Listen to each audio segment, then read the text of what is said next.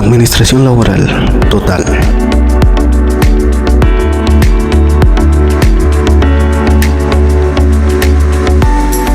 Cordial saludo, mi nombre es Víctor, soy administrador de empresas egresado de la Fundación Universitaria del Área Andina y les doy la bienvenida a mi canal, ALT, Administración Laboral Total. Este canal surge de la constante necesidad de información actualizada y valiosa, ya sea que seamos estudiantes o trabajemos en áreas administrativas. Como estudiantes necesitamos información veraz y confiable para realizar nuestros trabajos y obtener las mejores calificaciones. Por otra parte, si ya estamos ejerciendo un cargo administrativo, también requerimos información actualizada sobre nuestras áreas de trabajo y sobre la normatividad legal vigente.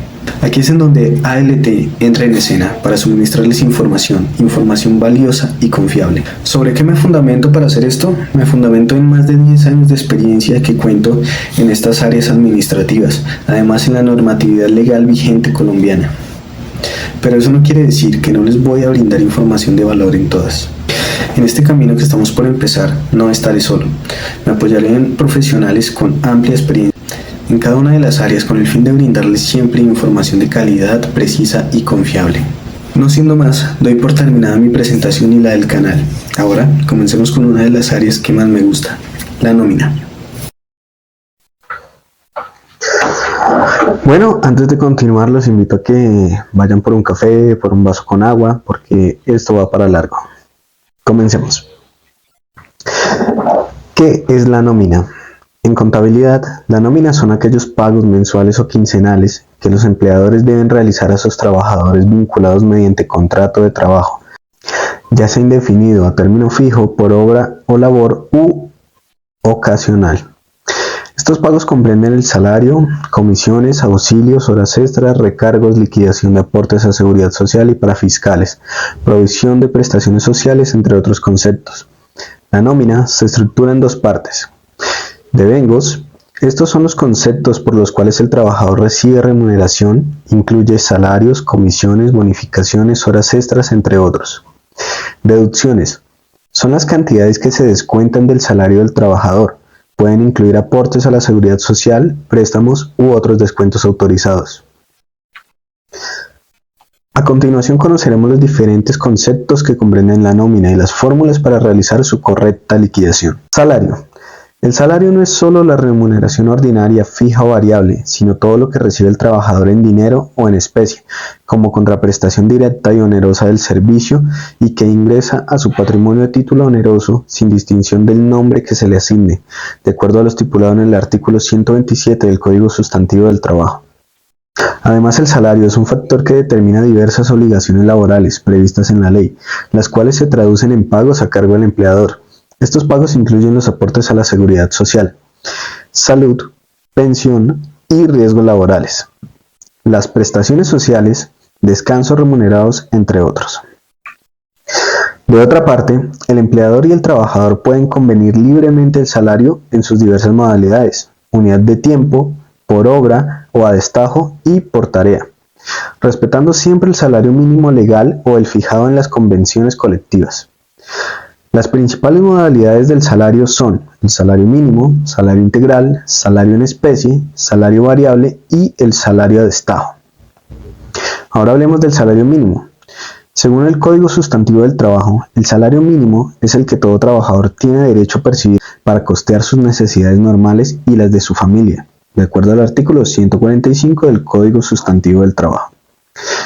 Mediante el decreto 2292 del 29 de diciembre de 2023, la cifra del salario mínimo mensual que regirá a partir del 1 de enero de 2024 será de 1.300.000. Es decir, en Colombia para este año 2024 el salario mínimo es de 1.300.000 pesos. Hablemos del salario integral.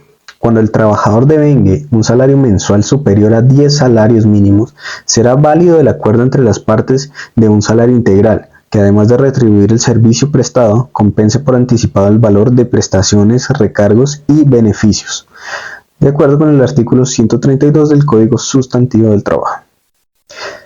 Se le denomina integral porque en efecto integra un solo concepto, la remuneración y las prestaciones, beneficios, recargos, entre otros. exceptuando las vacaciones. El salario integral está conformado por un factor salarial que es de mínimo 10 salarios mínimos legales vigentes y un factor prestacional que equivale al 30% sobre ese factor salarial. Veámoslo en la tablita para entenderlo mejor.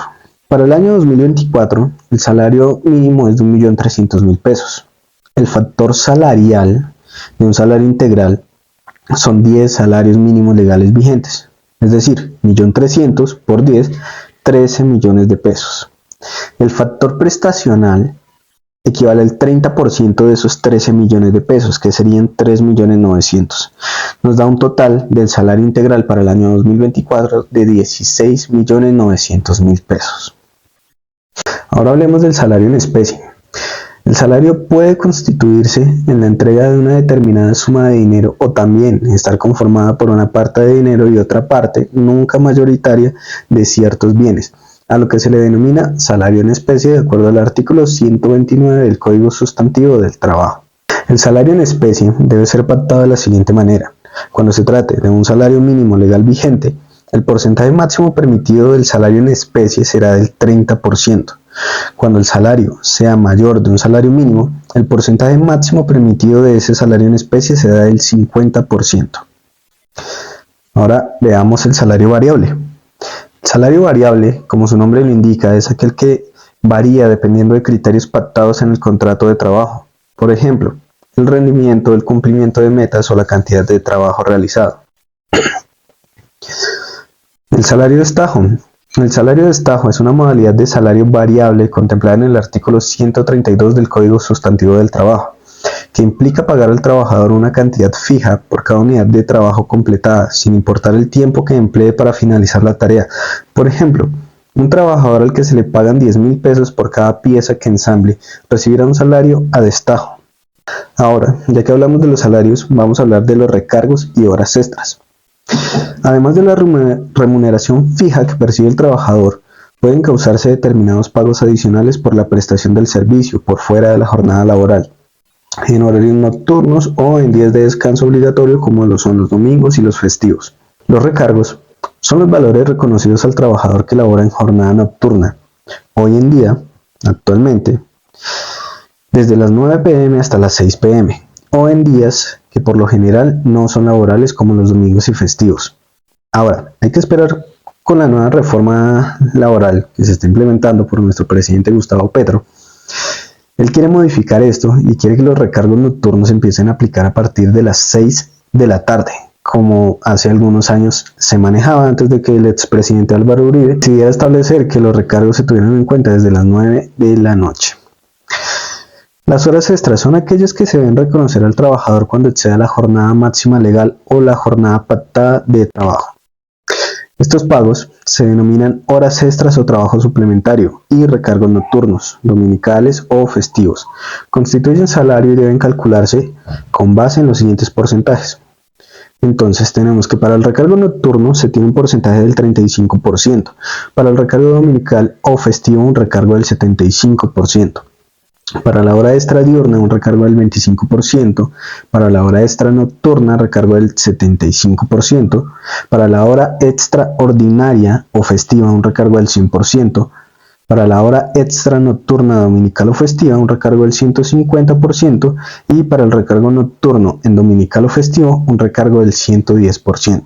Hay que aclarar que estos porcentajes se aplican sobre el valor de la hora ordinaria y de esa manera obtenemos el valor de nuestro recargo nocturno o nuestra hora extra. Si quieren que más adelante suba un video con ejercicios prácticos en donde les explique a más grandes rasgos cómo calcular las horas extras y cómo se debe aplicar cada uno de estos porcentajes según aplique, déjenmelo en los comentarios y con gusto lo tendré en cuenta para hacer un video. Sigamos. De igual manera, existen otros pagos que constituyen salario como primas, sobresueldos, bonificaciones habituales, sobreventas o comisiones, entre otros, conforme al artículo 127 del Código Sustantivo del Trabajo. Auxilio de transporte.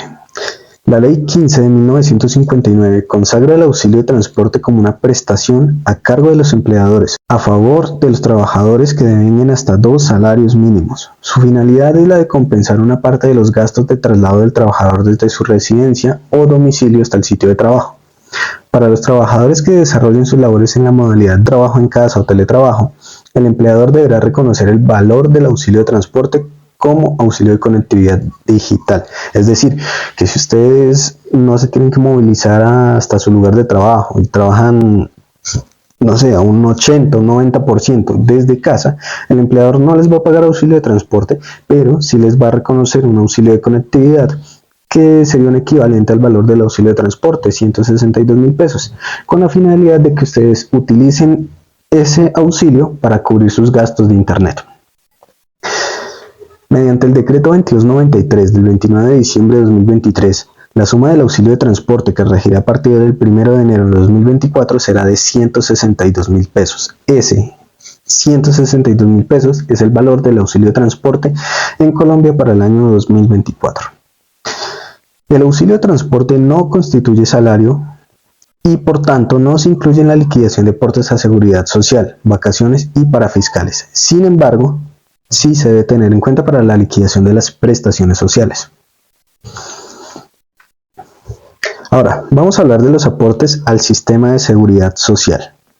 Entre las principales obligaciones del empleador se encuentran la de realizar los aportes al sistema de seguridad social. Estas comprenden los aportes a salud, pensión y riesgo laborales. Obligaciones que se liquidan a partir del ingreso base de cotización, o IBC. El IBC es el monto del salario con el cual se determina el valor de los aportes al sistema de seguridad social. El IBC es el salario básico más todos los otros pagos que perciba el trabajador y que constituyan salario conforme al artículo 127 del Código Sustantivo del Trabajo. De pronto muchas personas no han escuchado este término IBC. Entonces les hago la aclaración, el IBC es el ingreso base de cotización, es decir, el salario más todos los otros pagos que perciba el trabajador y que constituyan un salario, sobre el cual se va a calcular la seguridad social. Ahora, en cuanto a salud, el aporte a salud corresponde al 12.5% del IBC. De este porcentaje corresponde pagar al empleador un 8.5% y al trabajador un 4%.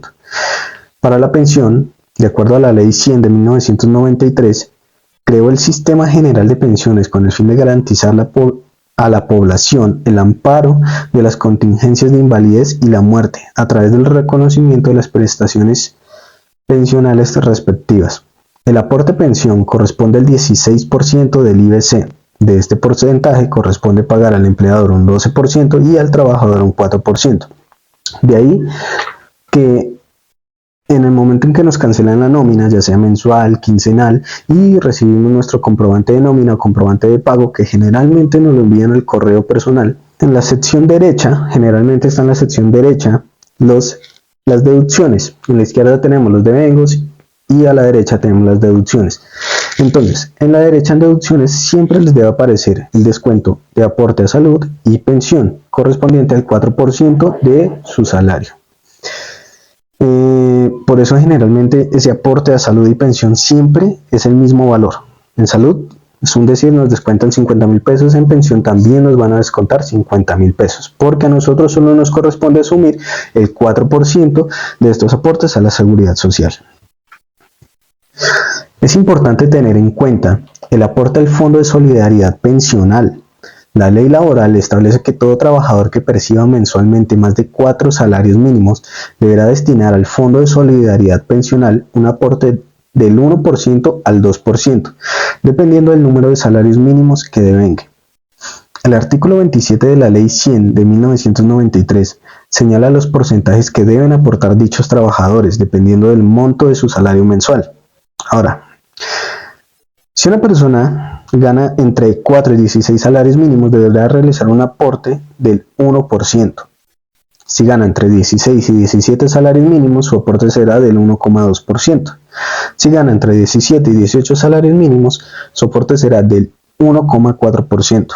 Si gana entre 18 y 19 salarios mínimos, el aporte será del 1,6%. Si gana entre 19 y 20 salarios mínimos, su aporte será de 1,8%. Y si gana 20 millones o más de 20 millones, su aporte al Fondo de Solidaridad Pensional será del 2%. Hablemos de riesgos laborales o ARL. El Sistema General de Riesgos Laborales busca prevenir y atender los accidentes de trabajo y enfermedades laborales a través de diferentes prestaciones asistenciales y económicas. Para determinar el porcentaje del aporte y el valor de la cotización, debe usarse como una guía la siguiente tabla. Tenemos los niveles de riesgo, el porcentaje de cotización, las actividades y la cotización mínima para el 2023. Para el nivel 1 de riesgo, el porcentaje de cotización es el 0,522%, corresponde a trabajos de oficina, labores administrativas y sectores financieros. La cotización mínima sería de 6.055 pesos. Para el nivel de riesgo 2, el porcentaje de cotización mínima es el 1,044%. Eso corresponde a manufacturas, fabricación de tapetes, tejidos, etc. La cotización mínima es de 12.110 pesos. Para el nivel de riesgo 3, el porcentaje de cotización es 2,436%. Corresponde a manufacturas, fabricación de agujas, alcohol, etc. La cotización mínima es de 28.258 pesos. Para el nivel de riesgo 4, el porcentaje de cotización es el 4,350%. Esto corresponde a manufacturas, fabricación de aceites, vidrios, servicios de transporte, vigilancia privada. Tiene una cotización mínima de 50.460 pesos. Y para el nivel de riesgo 5, el porcentaje de cotización es de 6,960%. Manejo de asbestos, arenas, construcción, etc. La cotización mínima es de 80.736 pesos. Respecto al aporte, este se encuentra únicamente a cargo del empleador, de manera que por aportes a ARL no se debe realizar ningún descuento al trabajador. Por esta razón, ustedes nunca les pueden hacer un descuento de su sueldo para realizar los aportes a riesgos laborales o ARL. Eso lo asume netamente el empleador. La afiliación y pago de aportes al sistema obligatorio de ARL, so pena de que el empleador deba responder por el pago de todos los gastos médicos y las respectivas indemnizaciones en el evento de que un trabajador sufra un accidente de origen laboral. En suma, los aportes al sistema de seguridad social se liquidan teniendo en cuenta los siguientes porcentajes. Para salud, el porcentaje total es del 12,5%. El empleador asume el 8,5% y el empleado asumiría el 4%.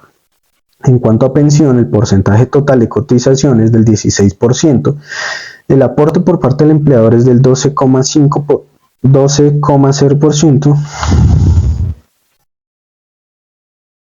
En cuanto a pensión, el aporte total es del 16%, del cual el empleador asume el 12% y el empleado asume el 4%. En cuanto a riesgos laborales, como les decía hace un momento, esto lo asume netamente el empleador. Digamos que en un caso de un empleado administrativo, el nivel de riesgo sería 1 y el porcentaje de cotización sería el 0,522%.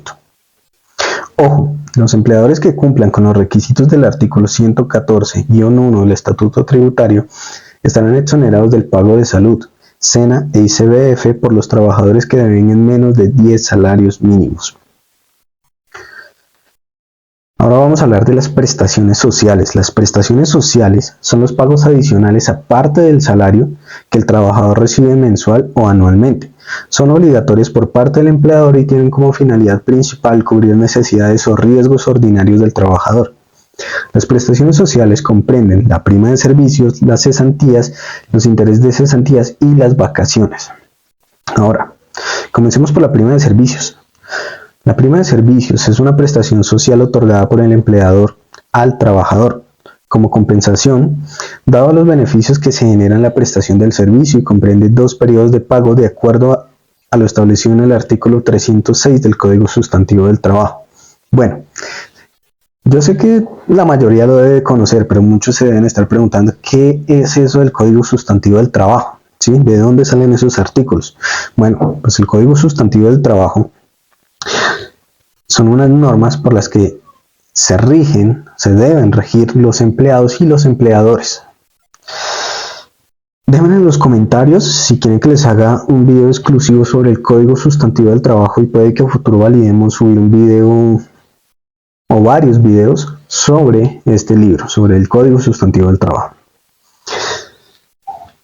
El primer periodo, comprendido entre el 1 de enero y el 30 de junio, para la prima de servicios, nos indica que su último plazo de pago es el mismo 30 de junio. El segundo periodo, comprendido entre el 1 de julio y el 30 de diciembre, nos indica que el plazo de pago máximo es el 20 de diciembre, es decir, la prima se paga en el mes de junio, máximo el 30 de junio, y se paga en diciembre, máximo al 20 de diciembre. Se paga semestral. El salario base para calcular la prima de servicios es el promedio de lo devengado en los 6 meses anteriores a su causación, y su liquidación debe realizarse por semestre elaborado o proporcionalmente al tiempo trabajado, aplicando la siguiente fórmula: el salario básico más el auxilio de transporte por el número de días laborados dividido en 360. Acá generalmente el número de días laborados va a ser 180 días. En su defecto, si el empleado laboró menos de los 6 meses, pues esos 180 van a ser inferiores.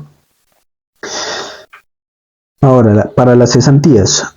Las cesantías son una prestación social regulada por el artículo 249 del Código Sustantivo del Trabajo y tienen como finalidad otorgar un auxilio al trabajador en periodos de desempleo, aunque también pueden disponerse para la adquisición de vivienda o estudios de educación superior. Para esto siempre se deben tener los respectivos soportes. Si es para adquisición de vivienda, nos van a pedir una cotización, nos van a pedir copia de las escrituras de la vivienda en donde figuremos como propietarios. Si es para estudios de educación superior, pues nos van a pedir el comprobante de pago de la matrícula o del semestre. Las cesantías deben ser liquidadas anualmente con base en el IBC en el periodo comprendido entre el 1 de enero y el 31 de diciembre de cada año.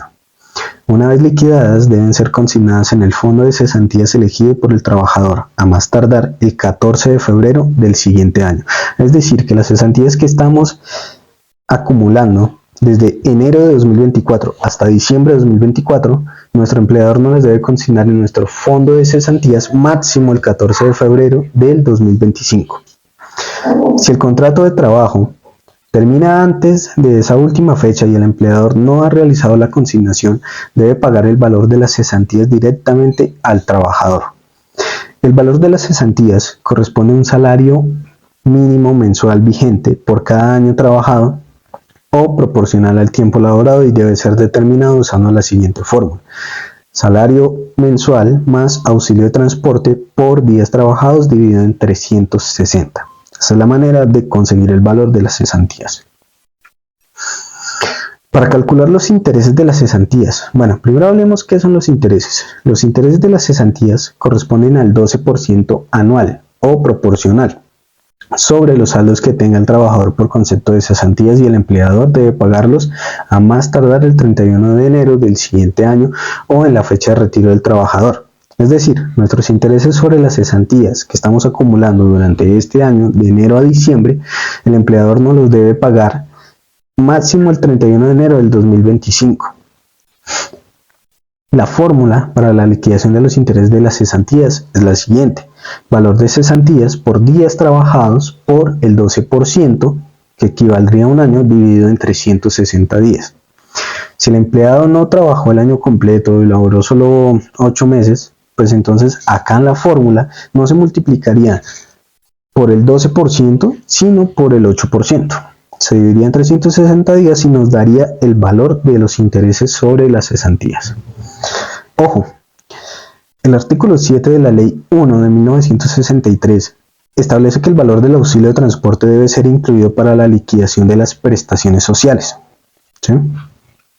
Tengamos muy en cuenta eso, el tema de la inclusión del auxilio de transporte en las prestaciones sociales. Se incluye en la prima y en las cesantías.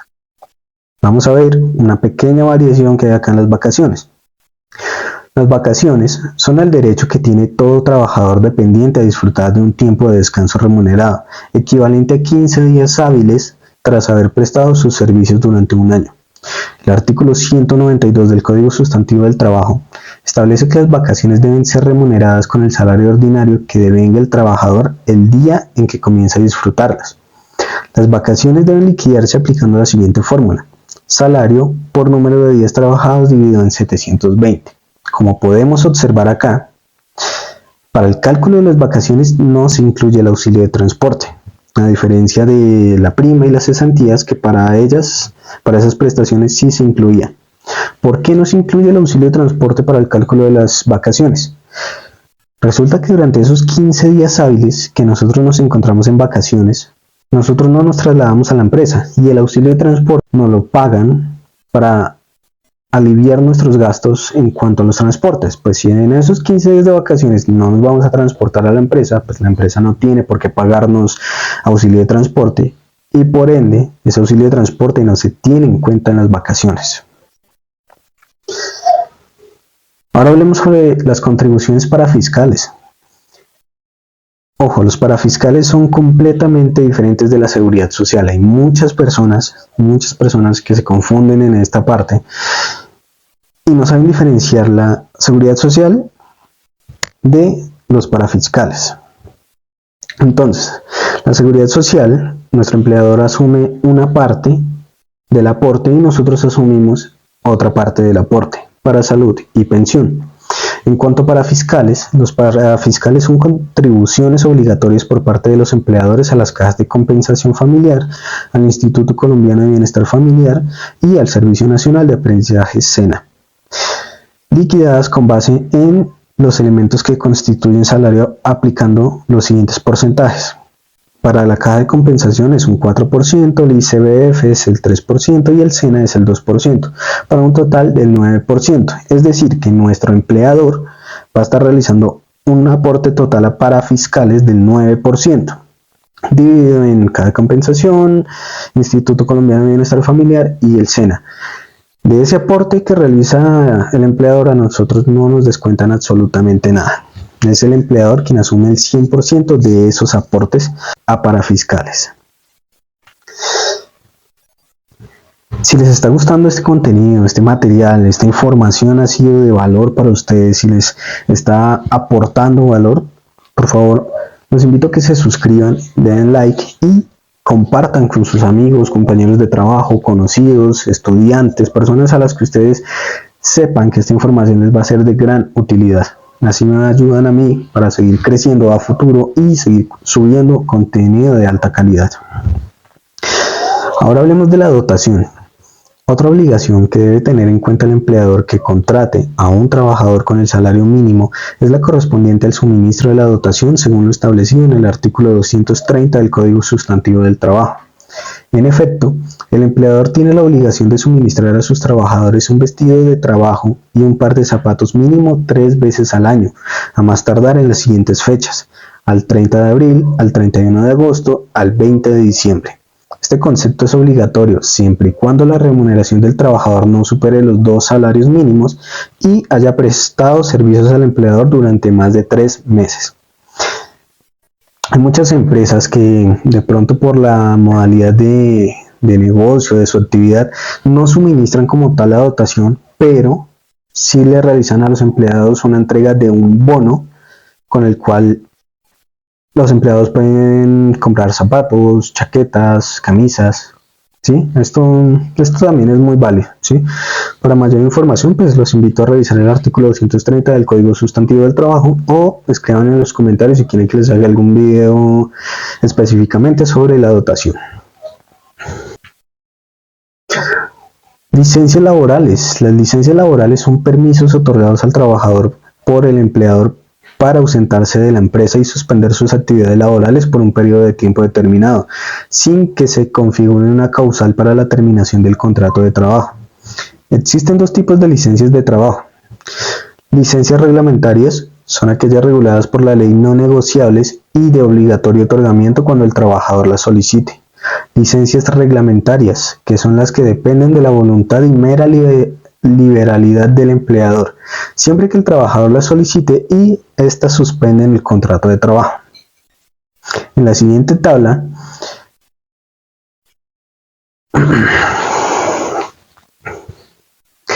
En la siguiente tabla les cuento cuáles son las licencias reglamentarias que debe otorgar el empleador de forma obligatoria. Para este caso serían las licencias de maternidad, las licencias de paternidad, licencias sindicales, licencias por luto, licencias para sepultura de compañeros de trabajo, licencias por grave calamidad doméstica, licencias por actividades electorales, licencias por ser jurado de votación, permiso para citas médicas y licencias no remuneradas. Entonces, para la de maternidad son un término de 18 semanas, para la de paternidad 2 semanas, para sindicatos el tiempo que requieran, por luto son 5 días hábiles que se otorgan por ley. Para la sepultura de compañeros pues se da un día u horas para asistir al entierro, grave calamidad doméstica, el tiempo que requiera el empleado para superar dicha calamidad. Las actividades electorales, pues bueno, la media jornada laboral, cuando son jurados de votación, pues se otorga un día laboral. Permisos para citas médicas, pues el tiempo requerido, eso depende de la hora de la cita, la distancia de su lugar de residencia al lugar de la cita o de su lugar de labor al lugar de la cita. Y para las licencias no remuneradas, pues el tiempo que requiera el empleado. Incapacidades. Durante la relación laboral pueden presentarse circunstancias que afecten la salud y la integridad del trabajador, como enfermedades o accidentes que, dependiendo de las condiciones en que ocurrieron o se generen, pueden tener un origen común o laboral. Incapacidad de origen común.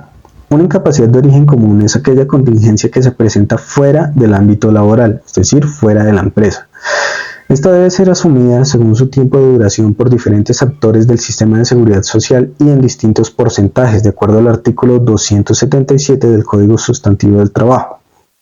Entonces, en la siguiente tabla, abajo, les explico cómo se manejan estas incapacidades de origen común. ¿Sí? Para las incapacidades de 1 a 2 días, el empleador se hace responsable del 100%. Les pido disculpas, en la tablita me quedo con un porcentaje del 66.7%, pero en realidad las incapacidades de 1 y 2 días son asumidas al 100% por el empleador. Del tercer día hasta el día 90 son asumidas por la EPS con un porcentaje del 66.7%. Del día 91 hasta el día 180 son asumidas por la EPS al 50%. Y del día 181 hasta el día 540 lo asume el fondo de pensiones con un porcentaje del 50%. Del día 541 en adelante es asumido por la EPS, el responsable del trámite de la incapacidad es el empleador y su aporte también es del 50%. ¿Bien? Entonces, cabe aclarar que el porcentaje de pago del salario corresponde a lo que se le va a pagar en realidad al empleado o al empleador correspondiente a esos días de incapacidad. De esto más adelante también pienso subir un video enfocado solo a incapacidades. Bien, para que lo tengan en cuenta y estén atentos, se suscriban y así sepan cuándo se van a cargar esos videos. Tenemos las incapacidades de origen laboral. Una incapacidad de origen laboral es aquella que se presenta a causa de una enfermedad o accidente derivado de las actividades laborales. El pago de este tipo de incapacidad debe ser asumida por la administradora de riesgos ARL, en la que se encuentra afiliado el trabajador sobre el 100% del salario devengado desde el día 1 de la contingencia. Es decir, si un empleado realizando sus labores habituales dentro de la empresa sufre un accidente y debido a este accidente pierde un brazo, supongamos en el peor de los casos pierde un brazo, la ARL a la que se encuentra afiliado el trabajador debe asumir el 100% del salario que devengue esa persona durante el tiempo que dure la contingencia. Es decir, que si esta persona perdió su brazo y duró incapacitado, no sé, 6 meses, durante esos 6 meses la ARL le debe cubrir el 100% del salario que devenga. Finalmente, tenemos el PILA. ¿Qué es el PILA? Tal vez muchos han escuchado el PILA. ¡Ey! ¿Ya pagó el PILA? ¡Ey! ¿Cuándo hay que pagar el PILA? El PILA hace referencia a la planilla integrada de liquidación de aportes. Es un mecanismo virtual a través del cual los empleadores deben realizar el pago de aportes a seguridad social, salud, pensión, riesgos laborales y Fondo de Solidaridad Pensional, y de las obligaciones parafiscales, Caja de Compensación Familiar, SENA e ICBF de sus trabajadores. Para esto hay muchos operadores de pila. Tenemos aportes en línea, Mi Planilla, ACH. Sí, en mi experiencia puedo manejar más que todo aportes en línea y pues la verdad que me ha parecido muy bueno. Más adelante también vamos a hacer unos videos especialmente enfocados al pago de seguridad social, a la generación de la planilla de seguridad social y pues al cargue y pago de la misma.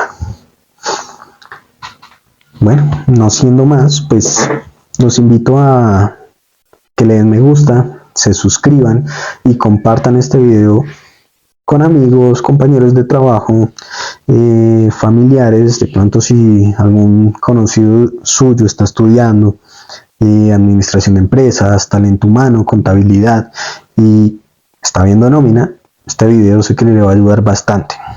Entonces pues les agradezco mucho su tiempo, su atención. Les agradezco que compartan, no se les olvide compartir, por favor, suscribirse. Esto me va a ayudar demasiado para poder subir muchos más videos a futuro, poderles suministrar mucha más información actualizada. Muchas gracias por todo. Nos vemos en una próxima ocasión. Adiós.